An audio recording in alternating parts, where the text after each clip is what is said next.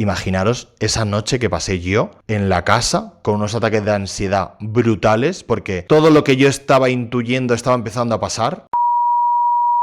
Hola, ¿qué tal? ¿Cómo estáis? Soy Ariel Rec y evidentemente para hablar del concurso me tenía que poner este look, ¿no? Mi look de totales. Me falta la chaqueta de cuero, pero chicas, hace muchísimo calor, es agosto y yo no puedo más con este calor.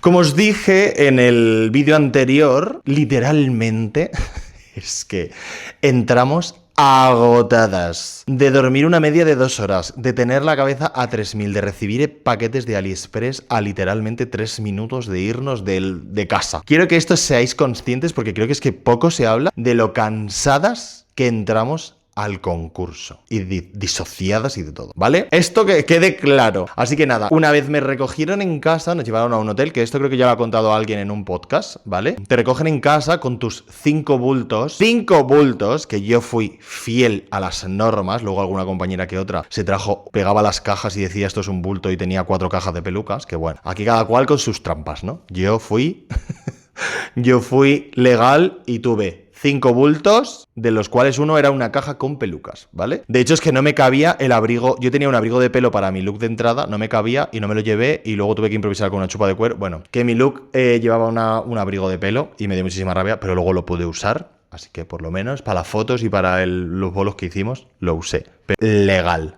no como otras, ¿eh?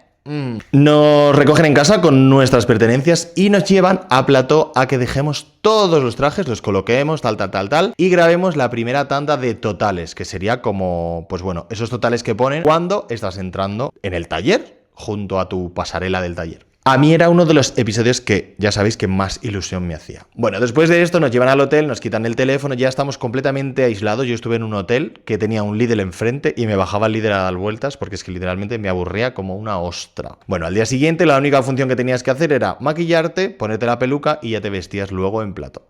Vuelvo a recalcar que el episodio primero es uno de los que más ilusión me hacía. Dentro del propio concurso tenía un montón de compañeras y la verdad es que el ambiente que se había creado y los primeros episodios, que son los que estuve yo, en el 1 y en el 2, había muy buen ambiente. Luego ya una vez me fui yo, se empezó la cosa a... Pero honestamente, yo lo que viví allí en plató fue muy guay. Una de las cosas, como os conté en el otro vídeo, que era demasiado consciente de dónde me estaba metiendo y que al haber estado comentando el reality tantas veces, me percataba de muchas cosas que iban a suceder, porque es normal, para sacarse temas, sobre todo los primeros episodios, que son los que más hype tienen, ¿no? Porque luego baja y luego sube, tú sabéis, ¿no? Pues como son todos los programas de... Y hay una de las cosas que me arrepentiré de toda la vida de cómo caí como una chinche, porque caí como una chinche, de que se me acercó una redactora y me dijo, oye Ariel, tal, necesito que me ayudes, tú que eres creadora de contenido, tal.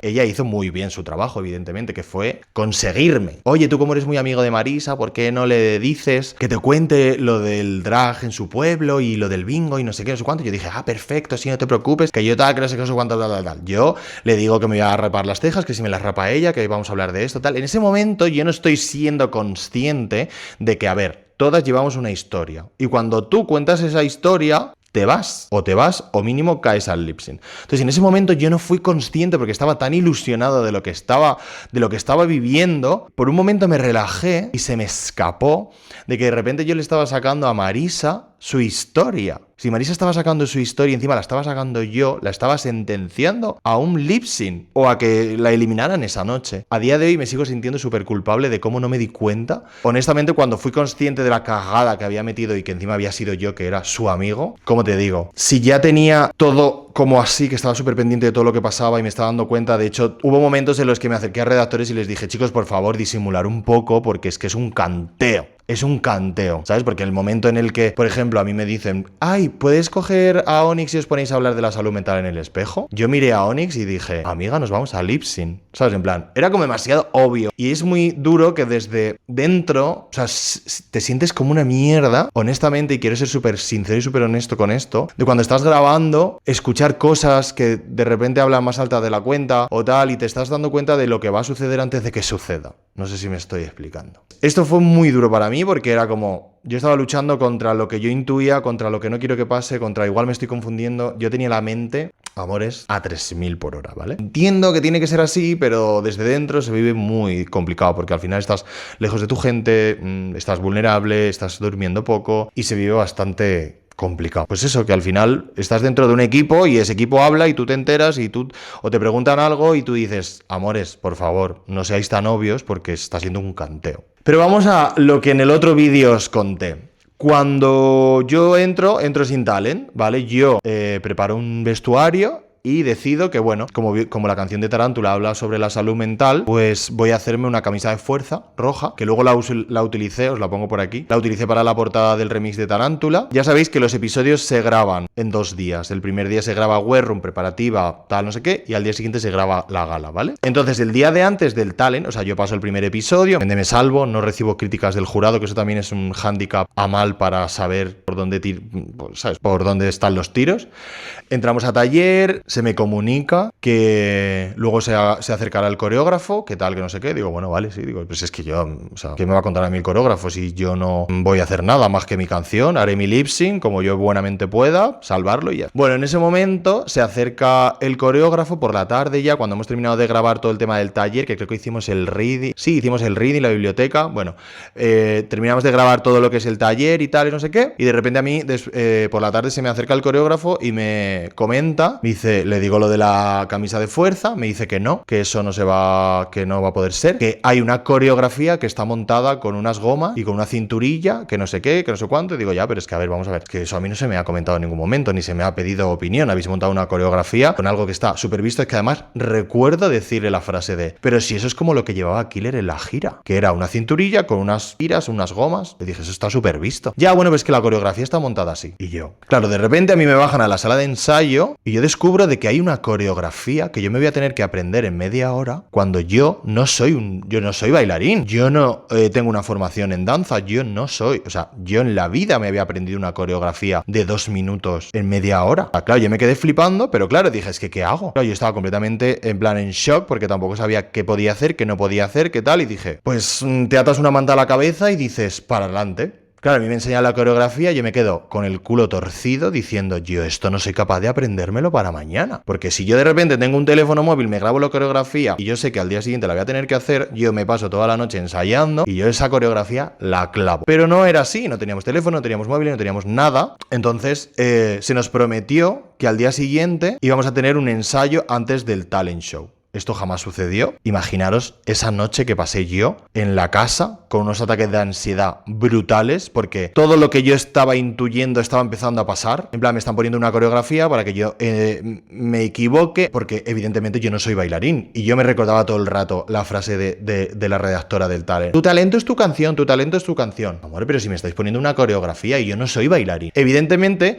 yo cuando hago un primer pase esa misma noche, después de que me enseñan la coreografía, nos suben a plató y yo hago un pase y yo veo también los shows de las demás. Y veo que si un palio de Semana Santa, que si caramelos gigantes, que si un biombo con un cheslón, que si no sé qué, que si no sé cuánto. Y de repente mi show es 4 gomas atadas a la cintura. Fin. Entonces, evidentemente, si nos ponemos a comparar, mi show se queda completamente simple, sin más. Pues eso, como si hiciera un bolo en una discoteca y ya está. Estaba perdiendo la oportunidad de oro de poder, hacer algo chulo. Entonces, bueno. Yo también sé que al día siguiente va a venir Killer, tal, no sé qué. Nos prometen que al día siguiente vamos a tener un ensayo, bla, bla, bla, bla, bla. Al día siguiente llegamos a plató. Yo no he dormido nada. Estoy intentando tirar de memoria de la coreografía que me han enseñado la noche anterior, como buenamente pude. No era, yo dije, no sé qué va a pasar, pero bueno, ahora en el ensayo pruebo. Nos enteramos de repente que no va a haber ensayo, que vamos a salir a pelísimo. Cuando en el plató empezamos a salir en los shows, yo salgo la segunda, después de JKJ, y ponen un biombo por delante en negro para que no vean cómo nos preparamos, pero sí que estamos viendo a las concursantes de al lado, ¿vale? A las de la temporada pasada. En ese momento yo hago contacto visual con Killer y le hago así.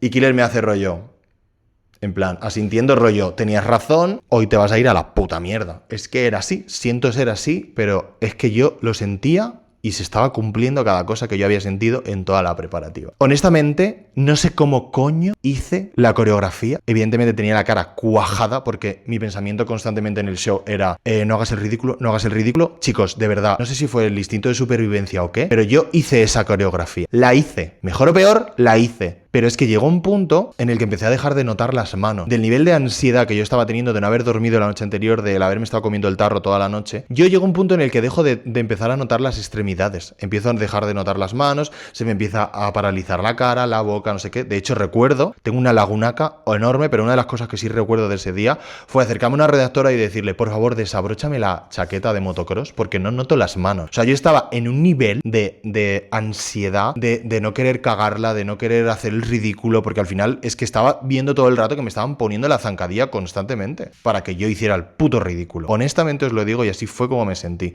Y a quien no le guste las palabras que estoy diciendo, es que me da igual. Fue como me sentí y lo compartí allí. Hay personas testigo que yo hablé sobre eso. Porque cuando termina el talent show, nosotros tenemos 40 minutos que, gracias a Dios, esto lo han entendido y hay que dar más tiempo, donde nos teníamos que quitar nuestro maquillaje y hacernos el maquillaje de la bestia. Yo tenía un cabreo, pero monumental.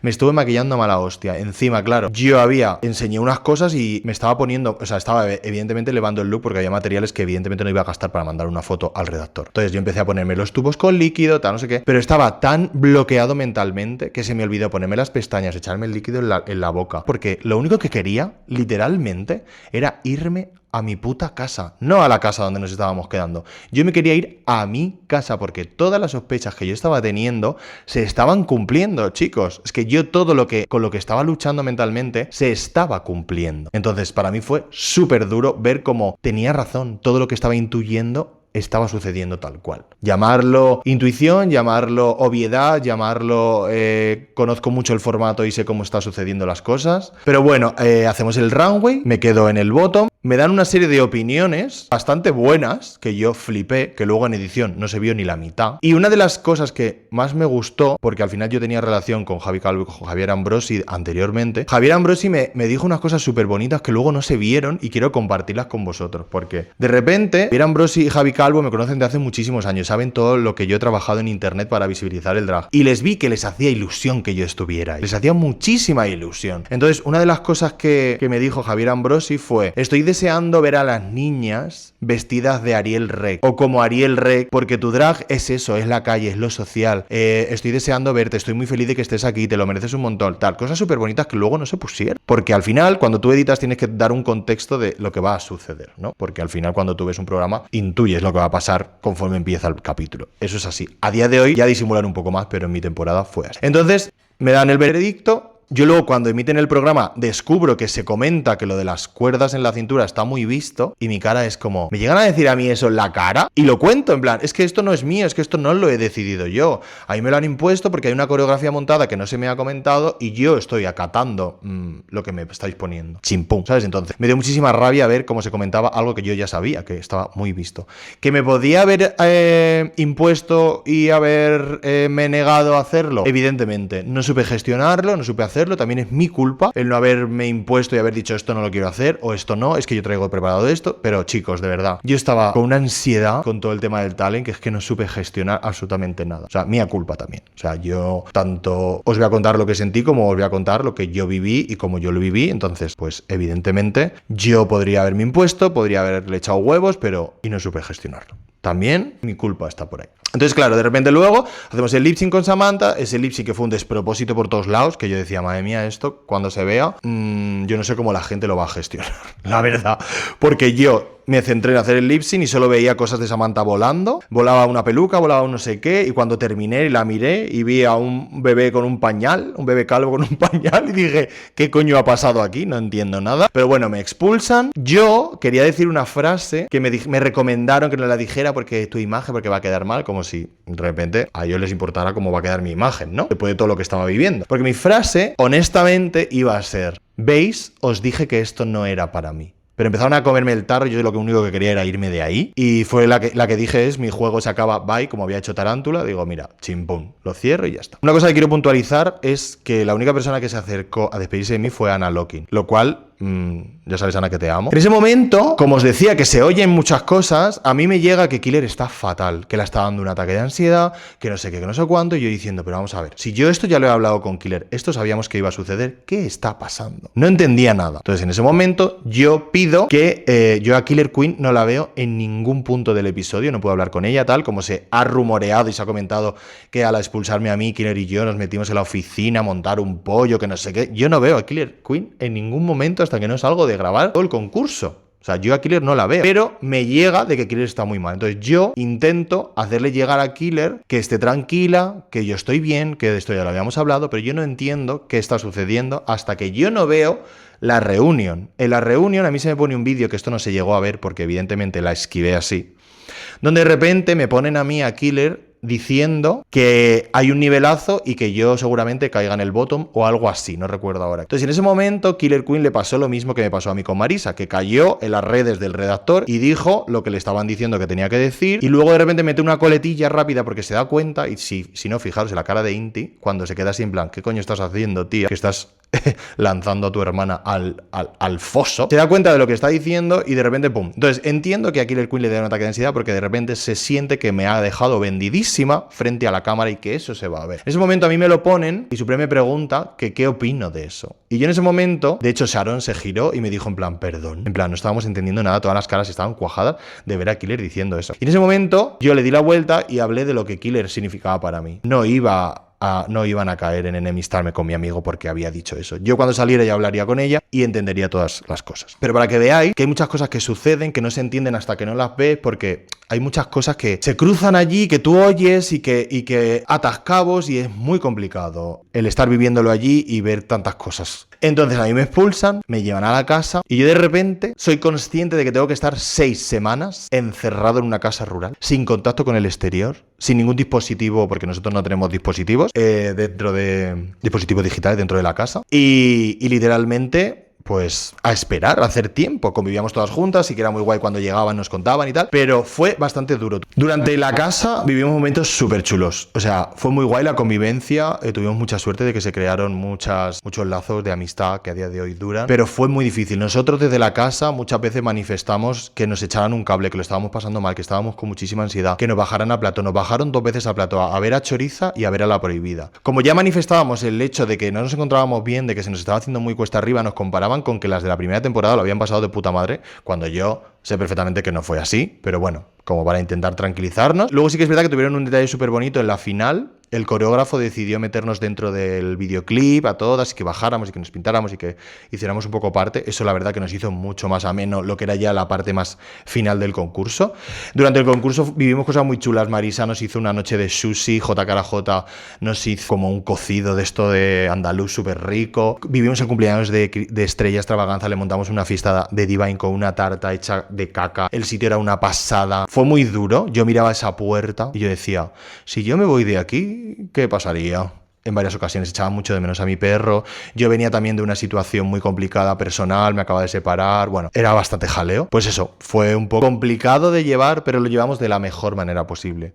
Porque al final el grupo se iba haciendo más grande. Sí que es verdad que la parte psicológica, teníamos 2 psicólogos, uno en plató y una chica que venía con nosotros. Más que psicólogos eran como mediadores, por si pasaba algún conflicto en la casa, podérselo contar luego a los redactores. O sea, realmente como acompañamiento psicológico, que es muy necesario. Pero en ese momento no había acompañamiento psicológico, la verdad. Eran 2 personas que estaban allí, pues necesitábamos hablar con ellos, pero no era una terapia ni era un acompañamiento y ya está. Entonces nada, bueno, se terminó de grabar, grabamos la final, la mitad del elenco nos contagiamos de COVID, no sabemos qué pasó, pero nos contagiamos de COVID, yo volví a mi casa y empezaba de nuevo el post-grabar.